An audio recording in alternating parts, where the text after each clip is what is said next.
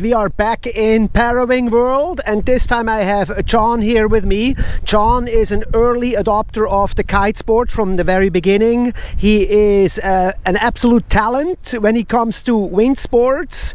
He had experience with multiple Parawings already. Other than me, he actually doesn't need to learn a sport. He just picks it up and does it and goes out, while I need to go and practice like a madman. And what we're doing today is, number one, real quick, John, asking you real quick, you were frothing yesterday on our downwinder with about the Parawing. Tell us real quick, what is it really that makes it so special to you? Well, it's the ability to just put it away, not have it in front of your face like you do when we do downwinders with a wing.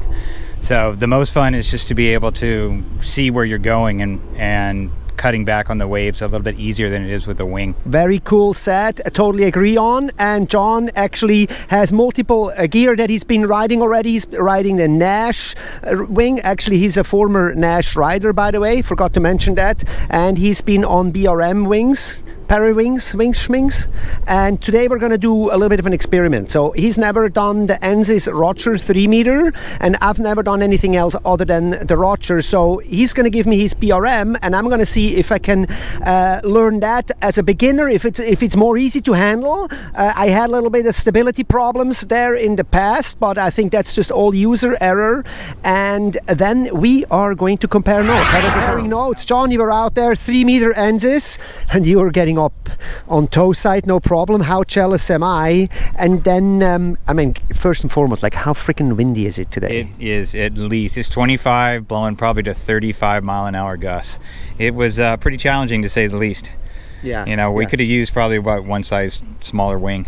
Easily. That's the thing, is like with the range. Let's talk about this real quick a little bit. The range of the Parawing in compare to the wing. Like, you seem to not have that much of a range and wind speeds with a Parawing than you can have with a wing, because of the whole, you can sheet out on a wing. Right, Parawing, you can't. Yeah, it's been kind of challenging, especially with the first generations of these wings, because it doesn't charge the window quite as much as you'd like it to.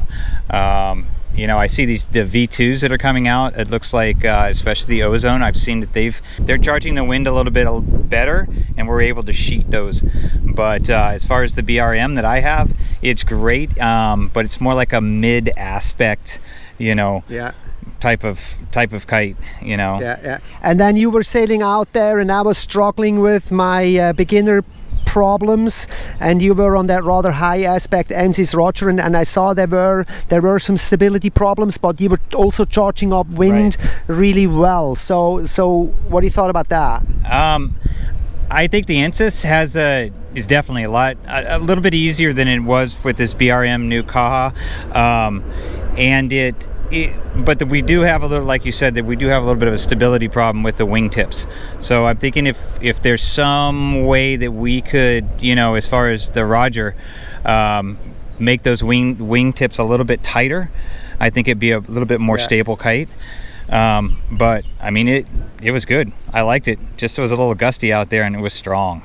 Yeah, that's, to me, generally it seems like the whole wind. Like, you guys see me, oh boy, I'm trying to get up on your, and that's a 3.6, and you were on a 3.0, and this thing was just yanking on me, and I'm like, where is the off button, so I can at least situate myself real quick and then turn it back on? But there is just no on and off button with the things. But you're doing so well, man. Well, I appreciate that, but to turn it off, we just kind of move the kite just a little bit forward in the window, and then you can kind of sheet a little bit, but it doesn't have that much, you can't turn it off that well. You can bounce it a little bit down on the ocean, and keep it low, and it takes a little bit of the wind out of it. But today I definitely could have used something under a 3.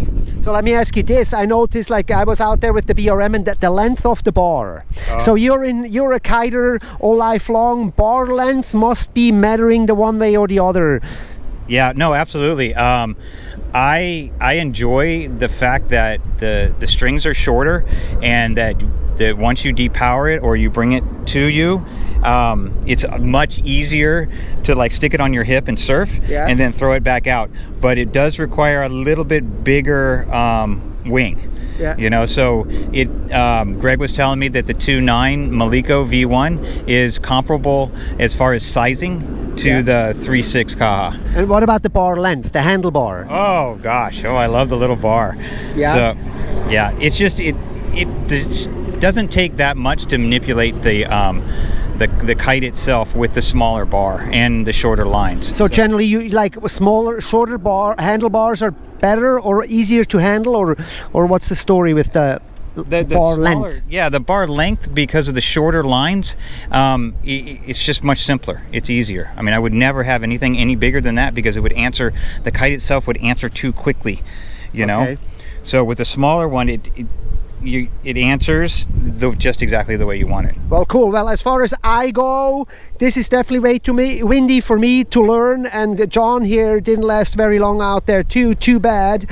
But yeah, with 30 knot gusts, it's too much. So I'm just gonna go wing now, and you know, like that just seems to be a 3 meter wing and the 3 meter Parawing is just two different animals. Right. No, absolutely. I mean, if I had a 2.1 right now as far as a Parawing, definitely be on that, right? Yeah.